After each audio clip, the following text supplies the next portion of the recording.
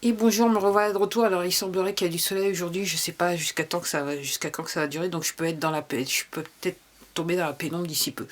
Alors, euh, ouais. Alors, par rapport à tout ce qui se dit, moi je continue. Donc pourquoi je continue à faire ces vidéos et pourquoi voilà et pourquoi quelque part j'essaie de vous alerter, c'est que moi quand j'entends certains propos, ça a du sens dans ma tête. Alors, ce que je vais vous dire là. Moi, je suis pas historienne, j'ai pas, voilà, j'ai été à l'école, je me suis assise voilà, les cours d'histoire, et puis je dirais dans ma vie adulte, comme je suis curieuse, je me suis intéressée à certains trucs, et donc moi, ce que je retiens par rapport à toute cette histoire d'entreprise qui est fermée, de problèmes en Italie et de fonds qui sont transférés. Voilà pourquoi, pour moi, je vais vous expliquer la raison pour laquelle, pour moi, ça a du sens d'un point de vue historique. Ce que je sais de l'histoire, c'est qu'au Moyen-Âge, donc il y avait des rois, n'est-ce pas? Les gens étaient en servitude, mais c'est pas c'est pas la servitude qui m'intéresse, c'est l'histoire des rois. Donc en gros, euh, les mecs, ils partaient toujours faire aller en guerre et tout ça, donc il fallait financer. Donc soit ils ponctionnaient à fond sur le peuple, qui est en servitude, on se demande pourquoi, ça vous rappelle pas quelque chose quelque part? Oups, je dis rien. Ou, ce qu'ils faisaient, c'est que ils allaient emprunter de l'argent. Alors, à l'époque, faire partie de l'élite, c'était être noble et avoir des terres. Voilà. Après, si réellement vous faisiez pas partie de l'élite, si vous étiez marchand ou que vous ayez une profession du genre la finance, c'était pas ça. Vous pouvez pas faire partie de l'élite. Pour faire partie de l'élite, vous deviez être noble et posséder des terres. Voilà. Donc, en fait, d'après ce que je crois comprendre, donc en gros, les gens qui faisaient, entre guillemets, étaient commerçants, qui faisaient partie de la finance, qui touchaient à l'argent, donc leur business c'était l'argent, et après le commerce, c'était en fait ce qu'on appelait en gros les gentils, un truc dans ce genre-là. Et donc en gros, ces personnes généralement, elles étaient de religion juive. Je dis rien, c'est juste un fait, vous allez regarder l'histoire. Ok, c'était, historiquement parlant, c'était ça. Donc en gros, effectivement, on les a beaucoup persécutés, on a persécuté les protestants. Après, posez-vous des questions, pourquoi? Parce que maintenant, avec le recul, enfin, ça peut se comprendre, on va dire ça comme ça. Et après, dans le sens, donc en gros, quand les rois ils avaient besoin de partir à la guerre, soit ils allaient voir les gens de l'Italie, le Vatican du côté, hein, ils disaient attention, si lui-même, si à l'époque le pape n'était pas en fait lié à eux, c'est-à-dire que dans l'histoire de la guerre, en gros, le pape avait des intérêts à aller faire la guerre avec eux, donc en gros, c'est partait bien. Ou alors, carrément, ils allaient soit voir le machin, l'Italie, le Vatican, le pape de l'époque, ou ils s'adressaient à ces marchands financiers, eux, qui avaient de l'argent.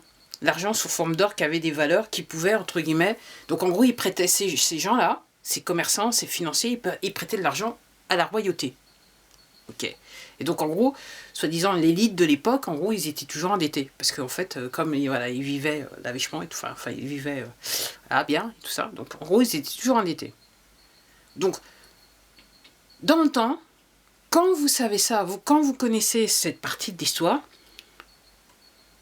c'est pas maintenant difficile de comprendre, soi-disant la théorie qui semble bouger là et qu'on veut absolument faire taire par tous les moyens possibles, la presse,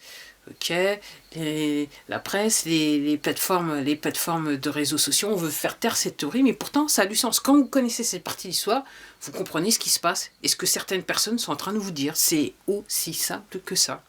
C'est aussi simple que ça.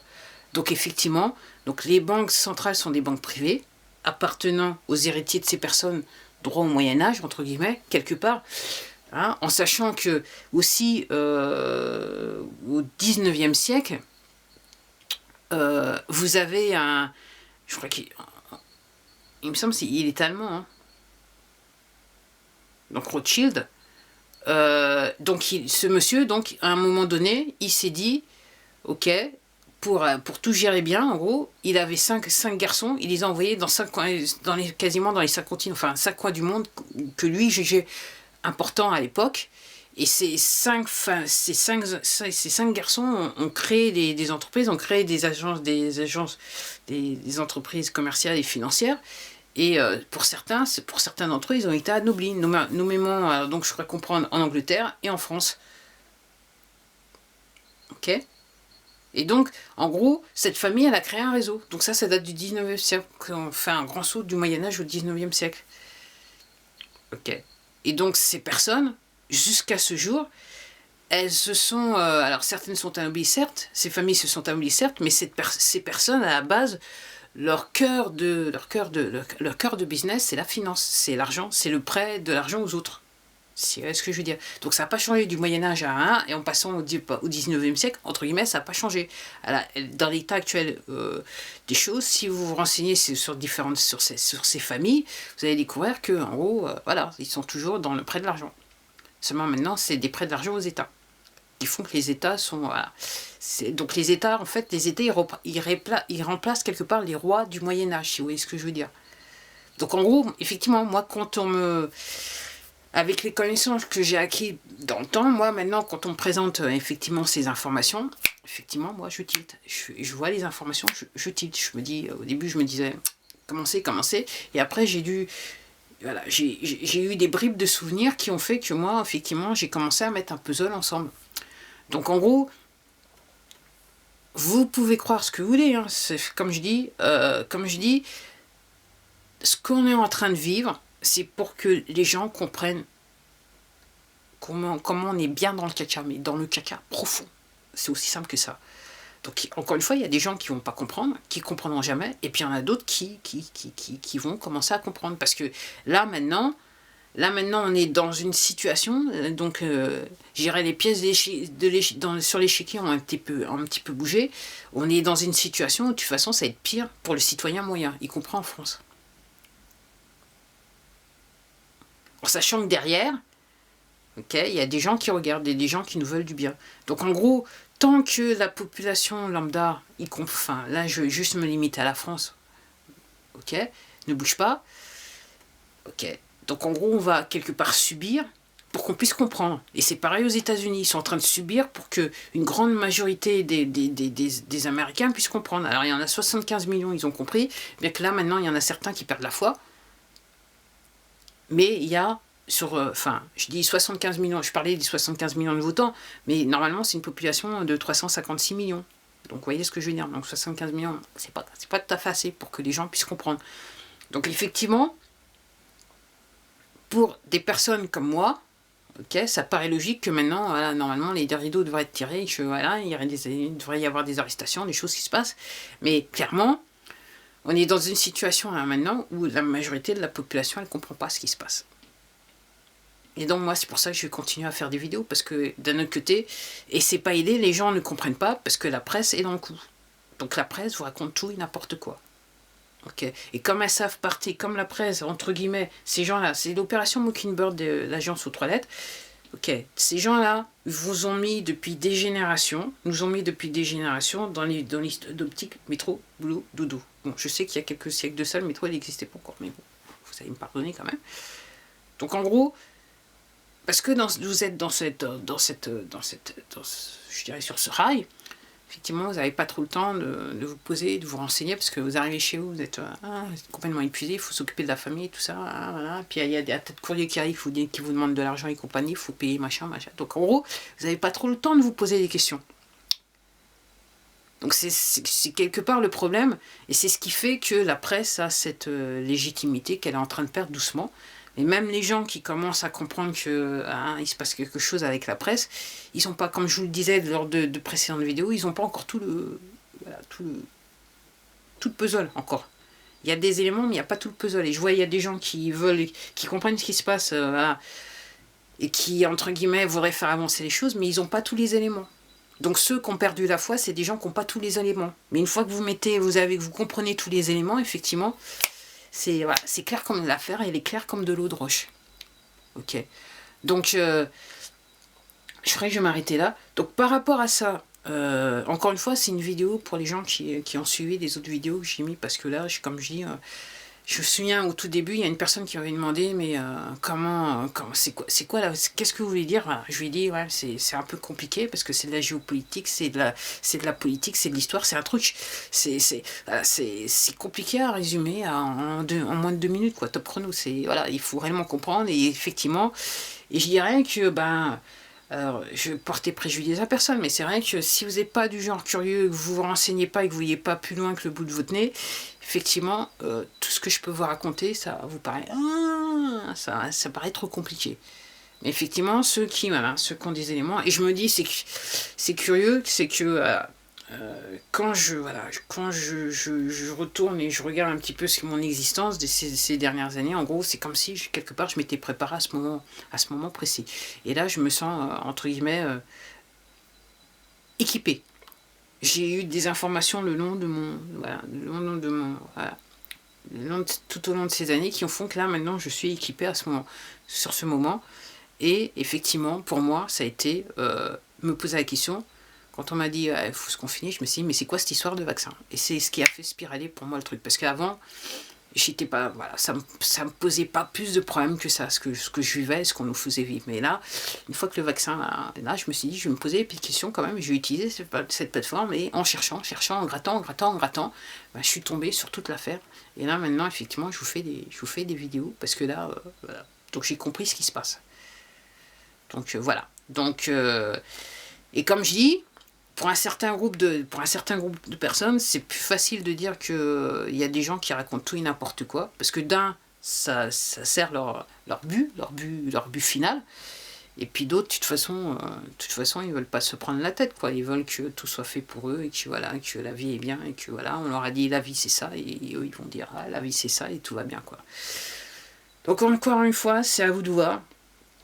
Après, si vous cherchez réellement, vous allez trouver sur des trucs qui sont durs à encaisser et surtout durs à voir, hein, notamment. Donc hier, j'ai fait une vidéo un petit peu... Mais voilà, c'était des images que j'avais déjà vues, mais celle-là, ça m'a... Pourtant, elle n'était pas aussi, je dirais, aussi rude que ça, mais ça m'a foutu un coup. Et 24 heures plus tard, j'ai un post-traumatique, enfin voilà. C'est PTSD, hein, c'est comme ça que ça va. Donc voilà, donc il faut connecter l'histoire. Et donc comme je vous dis, ben oui, tout a du sens. Donc apparemment la société, donc elle a fait faillite. Donc en gros, comme il était président de la société officiellement, donc lui il a signé, il a mis la société en faillite. Donc l'histoire de la Maison Blanche, alors je regarde toujours le mec là qui est tout seul dans Washington avec son téléphone portable et qui essaye de rapporter les news, parce que comme il dit, il n'y a personne dans Washington et surtout pas d'agence de presse. Donc c'est un état dans l'état, enfin, vous savez ce que je veux dire? Donc qui est maintenant occupé par l'armée américaine. Hein? Donc lui il disait, donc je me souviens, j'ai regardé un de ses lives hier soir, et je me suis dit, moi aussi, j'ai fait partie, il y avait énormément de gens qui ont demandé, va voir la Maison Blanche, ce qui se passe, si c'est éclairé, si c'est pas éclairé. Donc lui, il est retourné en pleine nuit, avec un Uber, et donc lui, il a vu. Parce qu'à un moment, quand on lui a dit ça, moi j'ai vu que le monument était illuminé, et apparemment, tous les monuments ne sont pas illuminés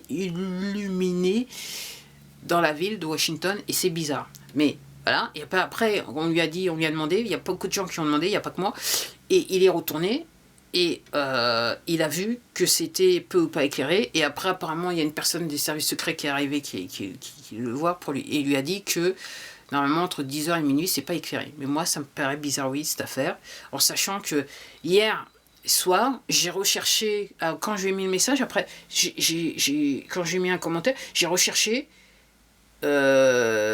vous savez, le direct de la Maison Blanche, parce qu'il y avait une caméra qui était là, et je ne l'ai pas trouvé sur cette plateforme. Et par contre, celle du Vatican, je l'ai vue, et à un moment au Vatican, il y avait des véhicules de police dans le noir. Dans l'obscurité, on pouvait voir beaucoup de véhicules de police, et après, ils ont disparu. Et sur le Vatican, là, la caméra, elle est toujours là. Mais sur Washington, sur la Maison Blanche, ça n'existe plus.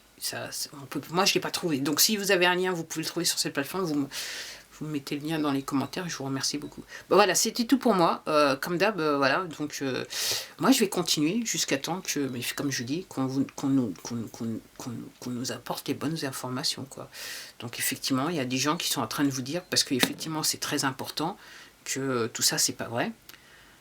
Après, comme c'est curieux, donc on reparle de reconfinement au 1er février. Après, les gens un petit peu bizarroïdes comme moi, ils sont en train de dire que normalement, on leur a dit 30 jours. Donc, est-ce que c'est 30 jours à la fin du mois ou 30 jours machin? Donc, en gros, je pense que le gouvernement, il pense qu'au 1er février, il peut encore se passer encore un truc qui sera en leur défaveur. Donc, encore une fois, posez-vous des questions. Hein. Donc, encore une fois, ça dérange personne l'âge du consentement. Enfin, c'est la fête au village, c'est la fête au village, c'est la fête au village. Allez, je vous remercie de m'avoir regardé. Prenez soin de vous, comme d'hab. Et surtout, prenez soin de votre santé mentale. Comment vous faites ça? Informez-vous comme moi j'essaye de faire. Et effectivement, au bout d'un moment, ça fait un petit peu un temps partiel, voire un plein temps. Je ne vous le cache pas. Allez, au revoir.